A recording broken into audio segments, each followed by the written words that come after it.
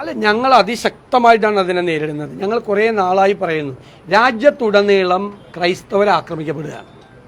ക്രൈസ്തവ ദേവാലയങ്ങൾ ആക്രമിക്കപ്പെടുന്നു, സ്ഥാപനങ്ങൾ ആക്രമിക്കപ്പെടുന്നു, ക്രിസ്മസ് കൂട്ടായ്മകൾ തടസ്സപ്പെടുത്തുന്നു, പ്രാർത്ഥന കൂട്ടായ്മകൾ തടസ്സപ്പെടുത്തുന്നു. നിരവധി വൈദികരും പാസ്റ്റർമാരും ജയിലിലാണ്. ഏറ്റവും അവസാനമാണ് നിരവധി പേരും മർദ്ദനമേറ്റു വൈദികർ. 90 വയസ്സായ ഒരു വൈദികനെ കൈ പുറകിൽ കെട്ടിവെച്ച് മർദ്ദിച്ചു. 90 വയസ്സായ വൈദികനെ. ഇപ്പോൾ 2 കന്യാസ്ത്രീമാർ ജയിലിൽ കിടക്കാണ്, ഒരു കുറ്റവും ചെയ്യാത്ത 2 പേര്. അപ്പോൾ പാർലമെൻറ്റിൽ നിന്ന് കോൺഗ്രസിൻ്റെ ഒരു ഡെലിഗേഷൻ ഛത്തീസ്ഗഡിലേക്ക് പോയിട്ടുണ്ട്.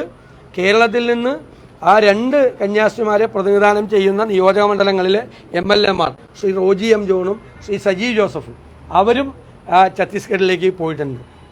ഞങ്ങൾ അതിൻ്റെ കൂടെ ഉറച്ചു നിൽക്കും. അവിടെയെല്ലാം ഈ കുഴപ്പം മുഴുവൻ കാണിക്കുന്ന ആളുകളാണ് ഇവിടെ കേരളത്തിൽ ആട്ടിൻ തോലിട്ട ചെന്നായിക്കളെ പോലെ വന്ന് ക്രിസ്മസിന് ഈസ്റ്ററിന് കേക്ക് കൊടുക്കാമെന്ന്. അതാണ്, ആ പൊള്ളത്തരമാണ് തുറന്നു കാട്ടപ്പെട്ടത്. ആ പൊള്ളത്തരം അതാണ്.